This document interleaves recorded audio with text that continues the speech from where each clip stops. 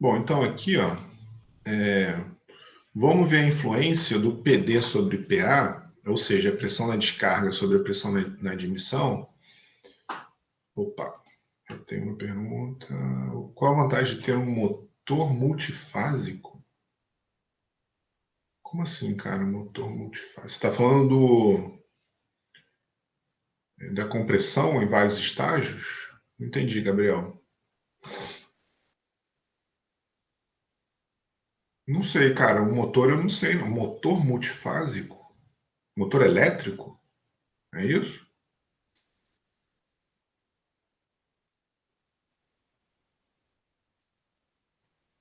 Cara, não sei. Motor elétrico realmente não é muito a minha praia, não. Última parte. Essa daqui?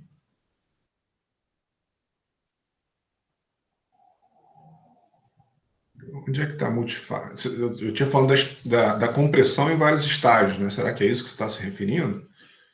Porque aí você consegue diminuir o PD sobre PA aqui, ó. Porque quanto menor essa razão de compressão, maior a eficiência. Então, se você pega o gás, aí você comprime, em vez de você ir, sei lá, da pressão atmosférica para, não sei, eu vou chutar aqui, 1 megapascal, você vai da pressão atmosférica até 500 e de 500 até 1. Aí a eficiência volumétrica é maior, entendeu?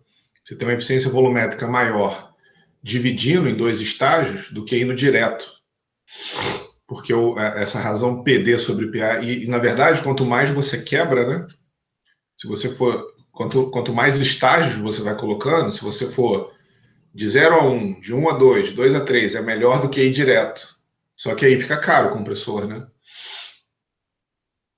Porque a eficiência volumétrica, entendeu? Porque aí a eficiência volumétrica vai aumentando. Quanto mais estágios você vai colocando, melhor. Ele fica mais eficiente. Só que ele, imagina um compressor com 200 estágios, não faz muito sentido. Então tem uma relação entre o preço que o dispositivo vai custar. Então por isso que se você, por exemplo, um compressor de casa aí, que você usa, sei lá, como hobby para, sei lá, para pintura, né? Tem uns compressorzinhos hoje até que você coloca no braço aqui assim, né, e vai com uma pistolinha. Esse compressorzinho que você usa pouco, ele vai direto, ele vai da pressão atmosférica até a pressão necessária para a pistola funcionar. Mas se você tiver numa empresa que o compressor fica ligado o dia inteiro e você tem uma relação de compressão muito alta, é melhor colocar 2 ou 3 estágios, porque aí a eficiência aumenta por causa disso aqui, né? O PD sobre PA. E aí você vai escalando a pressão, né? Você pega, lembra lá do compressor de vários estágios? Ele pega a descarga de um estágio, é a sucção do outro, né? É o que foi mostrado aqui. Aqui, esse aqui, ó. Então ele sai, ó, aqui, ó. Ele sai aqui, ó, o primeiro estágio, a descarga dele, passa por um resfriamento intermediário, a gente também vai ver que isso daqui aumenta a eficiência, aí ele é comprimido. Ele poderia ter sido comprimido direto aqui, né? Ou direto aqui. Mas fazendo isso, a eficiência aumenta. Por causa dessa relação que a gente viu agora, né? Que a gente acabou de ver aqui, ó. Quanto menor o PD sobre PA, mais eficiente o compressor fica. Aqui, ó. Cadê? Tá aqui.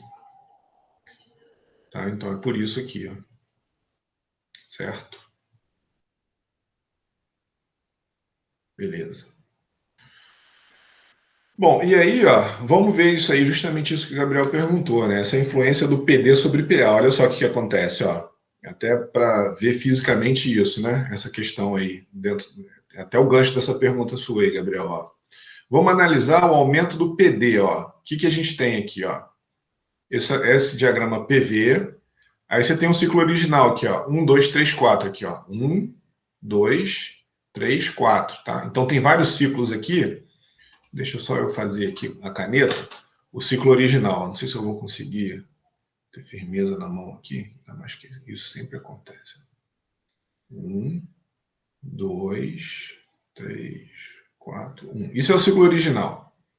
Aí imagina que a gente aumentou PD, deixa eu botar aqui em azul agora, Você aumentou o PD e agora o compressor tem que vir até aqui, ó. 2 linhas, 3 linhas, 4 linhas. Esse é o ciclo com PD maior. Tá? Olha o que acontece. Ó, o volume expirado 4 linha 1, aqui, ó. Olha como é que o 4 linha 1 é menor do que o 4.1 do ciclo original. Tá? Então o rendimento volumétrico ele cai, tá vendo? Certo? E à medida que você aumenta, olha só, se eu tiver num caso limite aqui, ó, duas linhas, se a pressão na descarga aumentar muito, eventualmente você não aspira nada, ele fica indo subindo, indo e descendo aqui nessa mesma linha. Tá? Porque a válvula com P2 linha não abre mais. Tá? Então, à medida que você vai aumentando, você vai diminuindo o rendimento volumétrico. À medida que essa pressão aqui na descarga vai aumentando, você vai diminuindo o rendimento volumétrico por causa disso, tá vendo? Ele vai diminuindo aqui, ó, em contraposição a esse volume aqui com a pressão maior, tá? E a mesma coisa acontece se você diminuir a pressão na admissão, ó. Aqui, ó, tá o ciclo original 1, 2, 3, 4 aqui, ó. Vamos ver se eu consigo fazer. Opa, já saiu torto ali, né? Eita. Aqui, ó. 1, 2, 3, 4 aqui. Esse é o ciclo original. Aí, digamos que a pressão na admissão diminuiu aqui para 1 linha, tá vendo aqui, ó? Olha o que aconteceu aqui, ó. Ele virou 1 linha, ele vai admitir a 1 linha agora, aí ele leva até 2 linhas, e aqui embaixo.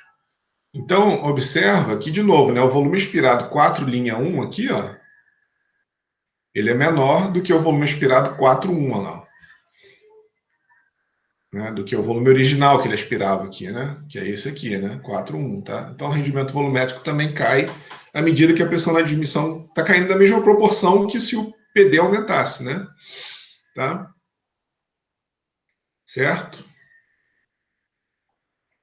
Bom, então o que a gente vai fazer agora? É o fim das contas, né?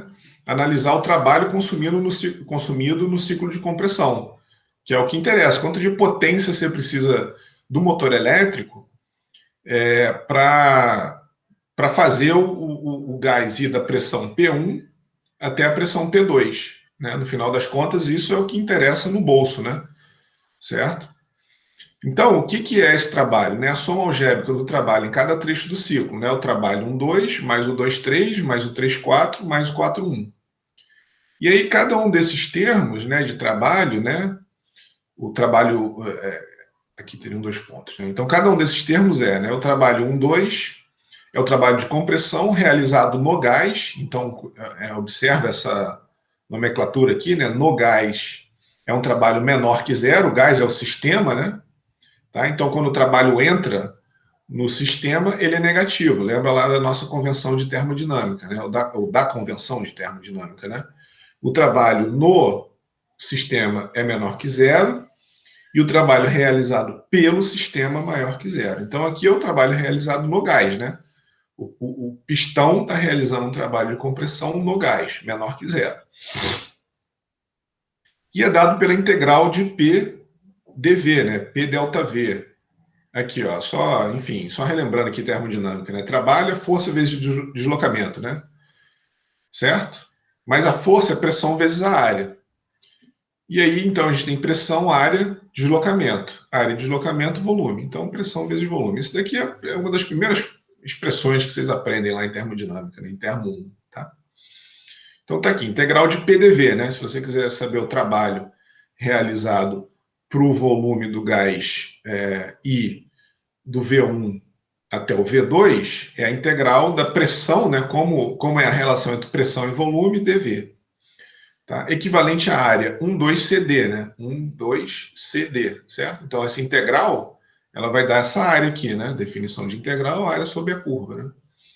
Lembra lá de termo também? Quando você calcula a área sobre uma curva, você tem numericamente o valor do trabalho que foi gasto para realizar esse processo, né?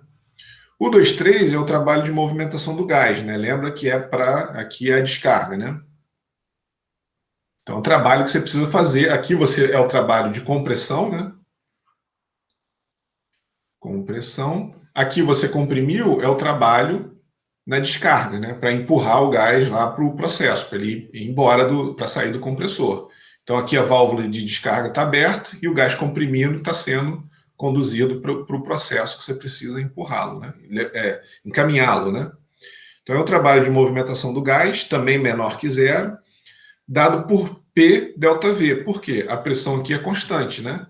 Certo? Então, você tira a pressão aqui da integral, ó, também é integral de PdV, né? Mas você tira a pressão da integral, P delta V, tá? Então, é equivalente à área A23AC. Essa área aqui, né? 23AC. Então, o trabalho de movimentação do gás é essa área daqui, ó. Tá? Continuando no ciclo, a gente tem um trabalho de expansão realizado pelo gás. Agora, na medida que o pistão está descendo, essa compressão aqui ajuda a empurrar o pistão para a direita, né? Essa compressão não, esse vácuo que é criado ali acaba ajudando no trabalho que é realizado, que aí é um trabalho realizado pelo gás, né? No pistão. Tá? É maior que zero, então. Então, também a integral de P delta V é a área 34BA, né? Essa áreazinha aqui de baixo. 34BA. Tá? E aí a gente tem o trabalho de movimentação do gás para dentro do pistão, que também é maior que zero, né? Porque é pelo gás no pistão. Então, é o P delta V, que a pressão é constante, na integral de PdV, a pressão é constante, é essa área daqui. Tá? A soma algébrica das áreas é o trabalho líquido fornecido pelo compressor no gás, no sistema. Então, a soma algébrica, lembra que a área do trabalho realizado no gás era toda essa área daqui. Agora a gente tem que subtrair dessa área aqui. O que vai sobrar é essa área branca aqui no meio, né? Tá? Esse é o trabalho que o pistão realiza no gás, essa área aqui no meio. Então, essa área aqui, embaixo dessa curva, delimitado pela curva aqui, né, pelo ciclo, é o trabalho que é o trabalho líquido, né? Aí aqui, ó, o trabalho líquido, o que entra menos o que sai, né? Sempre que a gente fala de líquido, ou em inglês net, né? Sempre que tem essa palavra net ou líquido, é uma diferença, né? Entre o que sai e o que entra. Então é o trabalho que é realizado menos o trabalho que é realizado no gás, menos o trabalho realizado pelo gás. Então a gente vai ter o trabalho líquido fornecido pelo compressor no gás, no sistema. Bom, e aí o trabalho é negativo, mas como a área não pode ser negativa, a gente faz um menos, bota um menos aqui, né? Menos trabalho igual a área 1, 2, 3, 4, só para não ficar esquisito, né? Trabalho é menos a área, né? Realizado no gás. Tá? Se a gente fizer a mesma análise aí, é uma coisa que pode partir da termodinâmica ou pode partir também de uma questão geométrica, né? Sabendo que a área é sobre a curva. Isso também pode ser uma diferença de área por aqui, ó. Isso daí lá em termodinâmica pode ser demonstrado, né? Pode ser uma diferença de área por aqui, ó. Toda essa área, a mesma análise vindo daqui, ó, da ordenada, em vez de vir pela abscissa. Toda essa área, menos essa área aqui, ó. Também fornece a área líquida aqui dentro, tá? Beleza? Então pode ser área 1, 2 é F, né? 1, 2 é F, menos 3, 4 é F aqui, ó. 3, 4 é F, tá? Também vai funcionar, né? É uma outra análise. Quando a gente faz pela abscissa, é uma análise que a gente faz do trabalho de movimentação da fronteira, né? Que é o trabalho analisando o sistema, o gás como um sistema. Quando a gente faz pela ordenada, é o trabalho por um processo em regime permanente. Então, lá em termodinâmica tem um capítulo do livro do Van Wylen aí, quem fez pelo Van Wylen, que mostra faz essa demonstração, né? Que se você vier pela abscissa ou pela ordenada, o resultado é o mesmo. E um é por fronteira móvel, né? Quando a gente analisa um gás como um sistema, e o outro pela ordenada aqui, ó, é quando a gente faz essa análise para um processo em regime permanente. Tá? Bom, enfim, isso está bem explicado lá no livro de termodinâmica.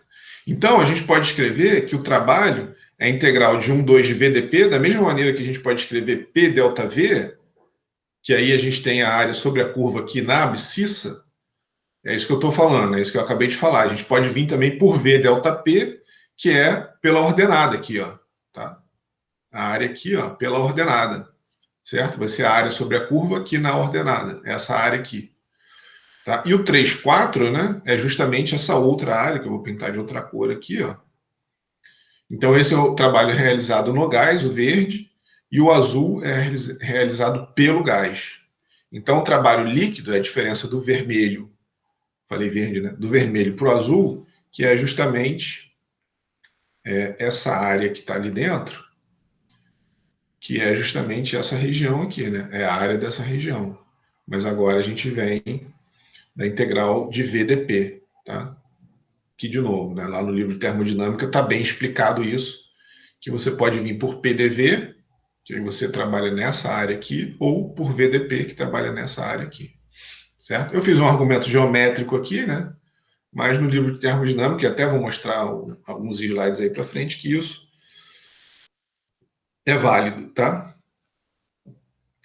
Bom, então a gente precisa usar uma das formas do comportamento PV visto anteriormente. Lembra que a gente ficou uma boa parte aí dessa parte de compressor, fazendo uma revisão de termodinâmica, que é justamente para a gente entender, para a gente calcular essa integral aqui, ó. Tá? Como é que é o comportamento PV? Ele é constante, ou seja, é isentrópico reversível, PV elevado a K constante, é isentrópico reversível, sem transferência de calor. Ele é PV igual a RT, né, igual a constante, ele é isotérmico, que implica numa alta transferência de calor, ou PV elevado a N igual a constante, né, politrópico, com alguma transferência de calor. Então, por isso que a gente passou uma boa parte da revisão de termo falando dessa relação PV, porque a gente precisa dela para calcular a integral aqui, nessa. Deixa eu apagar aqui. Para calcular a integral nesse processo aqui, tá? Que tanto a pressão quanto o volume específico variam, e nesse processo aqui, ó, tá? Nesses dois processos de interesse. Aqui, o que acontece com PV? Certo? P1, V1, né? P2, V2, a gente precisa saber isso. P3, V3. Então, nesse processo de compressão, P5, V5, P4, V4, né? Então, como é que vai se comportando a pressão e o volume específico? Ele respeita essa relação, ele respeita essa relação ou essa, né? Então, vamos ver, na verdade, a gente vai ver os três, e aí a gente vai fazer uma análise do trabalho. Lembra que a gente quer saber o trabalho de compressão, né? Trabalho implica em custo, dinheiro, né? Energia, certo? Então, a gente quer saber quanto que a gente vai pagar, quanto que vai sair, quanto que o nosso bolso vai coçar, né? Para cada um desses três processos aqui de compressão, tá? Bom, então, para continuar essa análise, a gente precisa identificar a massa presente em cada ponto do ciclo. Em um, a gente tem a massa total, né? Aqui, ó, a gente tem a massa total vezes o volume específico. Então, esse é o volume que tá sendo ocupado dentro do cilindro do compressor. Em 3, a gente tem a massa residual, né? A massa que está dentro do volume morto, um mR vezes o volume específico, né? Ele não está completamente vazio, né? Então, aqui em 3, quando o pistão está aqui, ó, ainda tem uma certa massa ali dentro do cilindro, tá? Então, o que é a integral, né, de 1 a 2, aqui, ó, essa integral de 1 a 2, de VdP vezes a massa total, né? E aqui, nessa integral aqui, a gente tem a massa residual, tá? Então, quando o processo passa de 3 para 4, o que tem ali dentro do pistão é a massa residual, quando vai de 1 para 2, o que tem é a massa total, tá? E aí tem uma hipótese, né, um pouco forte, mas é uma hipótese que é usada e é aceita, né? É que a expansão e a compressão acontecem entre os mesmos estados termodinâmicos, então ele está dizendo que essa integral aqui, ó, essa integral de VdP de 1 para 2, é igual à integral de VdP de 3 para 4. A gente vê até numericamente que não é, mas tudo bem, essa é uma hipótese que é aceita, né? Usada e é aceita, e enfim, a gente usa ela e também aceita. Eu também aceitei. Então, tá? Então, integral de 1 a 2 de VDP é igual a integral de 4 a 3 de VDP. Tá? Então, a gente bota aqui a massa em evidência, ó, e diz que essas massas aqui, ó, essas integrais aqui são iguais. Tá? Então, é M, né? O que é o M? É a massa dentro a massa de gás aqui, que é comprimida a cada ciclo, que é a massa total menos a massa residual, é a massa deslocada, né? Certo? E aí o trabalho por unidade de massa é o Wzinho, lembra, né? Que é Joule. Então, Wzão Joule, Wzinho, quando a gente divide pela massa, Joule por quilo. Integral de 1 a 2 de VDP. Tá? Então, o que a gente vê aqui? Ó? Quanto menor o volume específico, menor o trabalho de compressão. Por isso que o processo isotérmico é o mais eficiente aqui. Ó. Observa que essa curva, se eu quiser comprimir o gás de uma pressão P1 até uma pressão P2, o que vai me fornecer o menor volume específico é o processo isotérmico. Tanto politrópico quanto isentrópico fazem isso com um volume específico maior. Tá? Então, quanto menor o volume específico, melhor. Tá? Menos trabalho eu preciso para comprimir o gás de uma pressão P1 até uma pressão P2. Tá? E aqui está o comportamento, né? Dá um zoom ali. Ó. Isso a gente viu a característica, né? PV para os diversos processos, entrópico, politrópico e isotérmico. Então, o isotérmico aqui, ó, PV igual a RT, é o que requer menos trabalho. Né? Então, se a gente conseguir manter a temperatura do gás constante, à medida que ele é comprimido, a gente vai gastar o mínimo de energia possível. Tá? E aí, ó, enfim, aqui é o argumento termodinâmico, né, que eu estava falando, isso é lá do livro do Van Wiley. Aqui tem um processo de 1 a 2, aqui não é compressão, aqui é expansão, né? Mas tudo bem, vale também, né? Então eu tenho uma relação PV, onde aqui é o volume específico e a pressão. Quando a gente faz uma análise por fronteira móvel realizada no gás, né, o trabalho de uma fronteira móvel, ou seja, a gente está considerando o gás como um sistema, e a gente está analisando a interação de trabalho, pressão e volume específico, a gente, para calcular a área sobre a curva, a gente fica com a integral de 1 a 2 de PDV. Se a gente estiver analisando o trabalho realizado no gás, o trabalho de eixo realizado no gás, que é o que acontece aqui, ó, por exemplo, né? Num compressor aqui, ó, aqui tem um compressor, e aí você tem um trabalho de eixo cruzando aqui a fronteira do volume de controle. Então, nesse caso aí, aplicando a primeira lei da termodinâmica, nesse processo aqui, a gente fica que o trabalho é integral de 1 a 2 de VDP. Enfim, esse é o argumento termodinâmico, né? Porque a gente aqui atrás tinha usado um argumento geométrico, né? Aqui, ó, nesse momento, eu estava falando que essa área aqui, ó, também pode ser obtido subtraindo a área 1, 2 é F, da área 3, 4 é F. Tá? Então eu usei um argumento geométrico, mas esse daqui, lá no livro da termodinâmica, explica direitinho que a integral de 1 a 2 de VDP também pode ser usada para determinar o trabalho fornecido pelo eixo no compressor, tá? no gás. Tá? Bom, então a gente tem essas duas relações. Quem caracteriza a transferência de calor é a relação PV. Né? Então essa relação aqui depende da transferência de calor. Então, a relação trabalho de compressão, taxa de transferência de calor, é a seguinte, né? PV igual a constante, se ele for adiabático, ou seja, sem transferência de calor. A gente viu isso daqui lá para o caso isentrópico, né? Isentrópico reversível.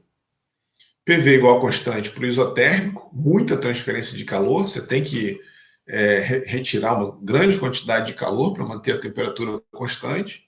E PV elevado a N igual a constante é o politrópico, né? Alguma transferência de calor. Então ele nem é adiabático, ou seja, nem se desenvolve com a temperatura, nem se desenvolve isolado, né? e nem se desenvolve com uma grande transferência de calor. É um processo que está no meio do caminho. Tá? E aí, para a gente agora, né, fazer quantitativamente, né, a gente está falando muito qualitativamente, então, para analisar quantitativamente o trabalho realizado pelo compressor, a gente pega a integral de VDP, pega uma relação, qualquer uma dessas aqui, por exemplo, essa relação é mais geral, é a politrópica, né? É a relação mais geral de todas. Por quê? O adiabático é uma situação particular do politrópico e o isotérmico também. Tá? Aqui seria um processo de compressão com alguma transferência de calor, aqui sem e aqui muito. Tá? Então, adiabático sem transferência de calor e o isotérmico muita transferência de calor. Então, vamos começar do politrópico, que é o mais genérico, né? Então, a mais geral é essa, P1V1 elevado a N igual a P2V2 elevado a N igual, aqui seria uma pressão específica, né? P1V1, P2V2, e aqui uma pressão genérica, PV elevado a N igual a constante. Então, vamos usar essa, a gente pode pegar qualquer uma delas, tá? Então, vamos usar P1V1 elevado a N igual a PV elevado a N. E aí, a gente isola o V elevado a N, fica P1V1 elevado a N sobre P, e V, aí tira a raiz N, né? P1, 1 sobre NV1. Aqui, cuidado, né, que o V1 está multiplicando aqui, observa aqui. E aí a raiz N de V1 elevado a N é V1, né? A raiz N de P1 é P1 elevado a 1 sobre N. E a raiz N de P é P elevado a 1 sobre N, tá? Aí substitui, joga o V aqui dentro. Tá? Então, trabalho, aí observa, o P1 é uma pressão em algum ponto 1. Então, a gente tirou ele da integral aqui, tá? E o V1 também, então também saiu da integral. O P não. O P é uma pressão que está variando. É uma função genérica que a gente não sabe. Então ele continuou ali dentro da integral. Tá? Então, integral de 1 a 2 de dp sobre P elevado a 1 sobre N. E aí, integrando esse cara, né? A gente fica aqui P1 elevado a 1 sobre N, V1, repete esse daqui. E aí essa integral fica P1, 1 menos 1 sobre N, 1 menos 1 sobre N, de P1 a P2. E aí, resolvendo, a gente fica com essa relação aqui. Então, para um processo politrópico, o trabalho que você precisa em joule, né? Aqui é joule por quilo, desculpa. O trabalho, Wzinho em joule por quilo, é o N, o coeficiente politrópico, N sobre 1 menos N, P2V2 menos P1V1. Tá? Então, tem que saber a pressão e volume específico na descarga, pressão e volume específico na admissão e o coeficiente politrópico. Tá? Só que PV é igual a RT. Então, a gente pode escrever dessa forma, então assumindo que o gás que está sendo comprimido é um gás ideal, né? Então, a gente pode assumir dessa forma aqui, né? Escrever dessa forma ou dessa aqui de baixo. Então, o trabalho líquido realizado no gás a cada ciclo mecânico. É o trabalho fornecido que aumenta a pressão e também a temperatura, né? Então, observa que a gente, necessariamente, quando a gente comprime o gás, se o volume específico varia, a temperatura varia, tá? São duas formas equivalentes, certo? Assumindo que o gás se comporta como um gás ideal. A gente poderia ter feito uma outra análise, né? E aí, aqui é só reescrever a expressão de outra forma. Ele botou o P1V1 em evidência, aí fica P2V2 sobre P1V1 menos 1, dá no mesmo, né? Certo? Então, se você distribuir aqui, P2V2, cancela aqui com P1V1, menos P1V1, tá? Se a gente usar essa relação aqui, politrópica, né? A gente chega que o V2 sobre V1 é P1 sobre P2 elevado a 1 sobre N. Então, ele vai substituir aqui, V2 sobre V1. Então, tá aqui, P1 sobre P2, 1 sobre N. E aí, trabalhando nessa relação, essa é uma outra forma de escrever o trabalho para um processo de compressão politrópico. Tá? Então, a gente tem que ter a temperatura 1, a gente tem a razão de compressão, e aí claro, o coeficiente politrópico, né? E a gente tem o trabalho realizado no gás. É uma outra forma, equivalente, tá? Qualquer uma das três funciona. Tá? Então, aqui ó, estão as três formas, aqui, ó, as três expressões. Como esse N aqui foi genérico para o politrópico, para o isentrópico é só a gente chamar o N de K, né? Se a gente tivesse vindo aqui e partido, não precisa fazer esse trabalho todo de novo, né? É só botar P1V1 elevado a K igual a P2V2 elevado a K igual a PV elevado a K. Tá? Então, todas as expressões ficam iguais. Então, por isso que aqui ele só substituiu, né? Para o isentrópico, é a mesma coisa, então, né? Certo? Só que em vez do coeficiente politrópico, você usa o coeficiente isentrópico, que é o K, né? O CP sobre CV. Tá? Então, se o processo de compressão for feito em um cilindro com alguma transferência de calor, né, um processo politrópico, essa é a relação de trabalho para a relação de pressão e temperatura que o processo sofre. Se você, por outro lado, isola o cilindro, assumindo sempre que o processo é reversível, né? Se você isola o cilindro, e aí é um processo adiabático reversível, então ele é isentrópico, a gente tem essa relação e aí a gente tem que saber o K do gás, né? O CP sobre CV do gás. E para o processo isotérmico? Lembra que o processo isotérmico é um processo particular do politrópico quando N igual a 1. Então, se eu colocar 1 aqui, ó, eu fico com uma divisão por zero, né? Então, isso daqui não vai funcionar. Então, a gente tem que partir do PV P1V1 igual a P2V2 igual a PV igual a constante. Tá? Então, a gente já tem que partir da nossa análise daqui, para não cair aqui numa indefinição aqui, né? 1 sobre 0 aqui. Tá? Então, fazendo a mesma coisa, só que usando P1V1 igual a P2V2 igual a PV igual a constante, né? Substituindo aqui o V, né? Substituindo o V aqui na integral, trabalhando na integral, a gente fica com essa relação aqui, ó, trabalha menos P1V1 ln de P2 sobre P1, ou PVRT, né? ln de P2 sobre P1. Tá? Então, o que a gente tem aqui? Ó? O trabalho isotérmico, que é dado por essa curva aqui, é RT1 ln de P2 sobre P1, ou P1V1 ln de P2 sobre P1. Para o politrópico, é essas expressões equivalentes aqui, né? Certo? E para o isentrópico, essa relação que é equivalente, né? Aqui para o politrópico, só mudar o coeficiente N ali, né?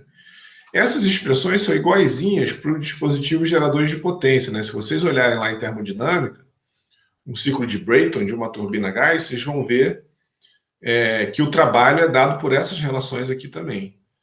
Tá? Então, as equações são desenvolvidas com diferentes considerações e particularidades de cada processo, mas tudo passa por essa relação aqui, ó, a primeira lei da termodinâmica para um processo. Se vocês aplicarem a primeira lei da termodinâmica para um compressor, vocês vão chegar nisso aqui também, tá? Certo? Que é o trabalho é Q mais H1 menos H2, tá? Quer dizer, o resultado será o mesmo, né? Eventualmente não chega aqui, mas o resultado é o mesmo, tá? Certo? Aí a gente vai ter as hipóteses, né, com transferência de calor, sem transferência de calor. Se for o caso aqui isentrópico, seria a diferença de entalpia. Então, essa relação aqui, ó, se você medir a entalpia na saída e na entrada, a diferença de entalpia entre a saída e a entrada, você vai ter justamente a mesma coisa calculando por essa relação aqui. Ó, tá? Dá o mesmo valor numérico. Certo? Bom, então aqui ó, o que a gente está vendo é que o processo isotérmico é o que exige menos trabalho de compressão aqui, tá? Do 1 para o 2. Então esse é o trabalho que vai demandar menos energia, né? Esse é o processo que vai demandar menos energia do compressor. Então por isso, ó, o que acontece aqui? Aí a pergunta do Gabriel voltou aqui de novo. Então a compressão polifásica é feita com resfriamento intermediário. Porque além da gente, daquela questão, né, de você ter o ΔP ali reduzido, além de você conseguir reduzir o ΔP para melhorar a eficiência volumétrica, a cada estágio de compressão você resfria o gás, porque aí você diminui o volume específico aqui, ó. Isso aqui é o seguinte, ó, esse gráfico aqui é o seguinte, ó, é um processo de compressão de A, da pressão A até a pressão, a linha de pressão atmosférica aqui, ó, tá? E aqui a pressão final. Então, se a gente for direto por um processo adiabático, ele está aqui, ó. O que é o processo adiabático? É essa relação aqui, ó, isentrópico reversível, ó, essa daqui, né? Que é o que está aqui, ó, isentrópico, tá vendo? É o que demanda mais energia, ó. Essa linha aqui, ó, PV elevado a 1,4, o K do ar é 1,4, tá? Se vocês olharem aqui nessa tabela, ó, que a gente terminou a aula passada, aqui, ó, não, aqui, ó. Aqui está o ar, ó o K dele, ó, 1,4, tá vendo? Então, PV elevado a 1,4 é a expressão da compressão do ar, tá? Que é o que está aqui. Essa linha aqui, ó, adiabática, né? Se você estiver comprimindo o ar de forma adiabática, essa é a linha do trabalho gasto. Essa linha preta aqui, ó, é o trabalho que ele está fazendo, o trabalho real, né? Essa linha aqui de baixo, ó, PV igual a constante, é isotérmica, tá vendo? É essa daqui que eu falei que consome menos trabalho, ó, é o isotérmico. Se eu estiver conseguindo manter a temperatura constante. Como que a gente aproxima a curva real, que é a preta aqui, ó, da curva isotérmica? À medida que a gente passa de um estágio para o outro, a gente resfria. E aí o que acontece com o volume específico? Ele diminui, ele vem para cá, ó, certo? Então aqui, ó, ele está dizendo que o coeficiente politrópico é 1,3. Então PV elevado a 1,3 é igual a constante. Se você continuasse comprimindo todo o gás direto, sem fazer uma compressão por estágios, você ia seguir essa linha aqui, ó, pontilhada. Mas resfriando, essa parte cinza aqui é o que economizou de energia. Ó. A área BCDHE,